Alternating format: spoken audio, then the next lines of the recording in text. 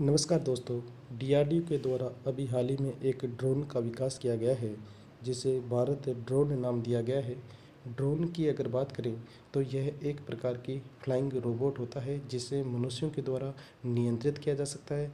इसकी खोज मनुष्यों ने अपने दैनिक कार्यों के संपादन के लिए की थी, परंतु वर्तमान में इसका प्रयोग खुफिया जानकारी प्राप्त करने के लिए बड़े स्तर पर किया जा रहा है। अगर डीआरडीओ के द्वारा विकसित भारतीय ड्रोन के बारे में जानें तो इसका विकास डीआरडीओ की प्रयोगशाला जो चंडीगढ़ में स्थित है उसके द्वारा किया गया है और इसे सबसे चुस्त और हल्के निगरानी ड्रोन्स की सूची में शामिल किया जा सकता है। इस भारतीय ड्रोन में नाइट विजन कैमरे लगाए गए हैं जो घने जंगलों में छिपे हुए इंसानों का पता लगाने में इसे सक्षम बनाते हैं। इसमें एडवांस रिलीज टेक्नोलॉजी का उपयोग किया गया है जो इसे निगरानी अभियानों के लिए सक्षम बनाता है। इसको इस तरीके से विकसित किया गया है कि रडार की पकड़ में आए बिना ही यह सटीक जानकारी मुहैया करा सकता है। इस ड्रोन को विशेष रूप से ऊंचाई वाले इलाकों और पहाड़ी क्षेत्रों की निगरानी के लिए विकसित किया गया है।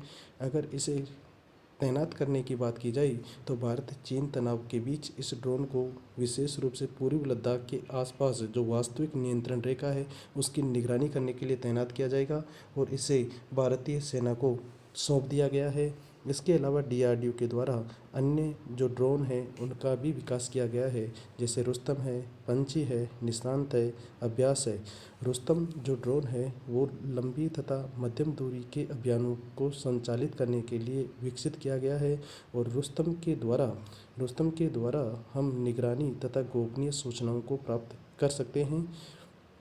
इसके अलावा निशांत भी है, पंछी भी है, अभ्यास है। अभ्यास ड्रोन का विकास मिसाइलों तथा तोपों की परीक्षण क्षमता का आकलन करने के लिए एक टारगेट के रूप में उपयोग में लिया जाता है।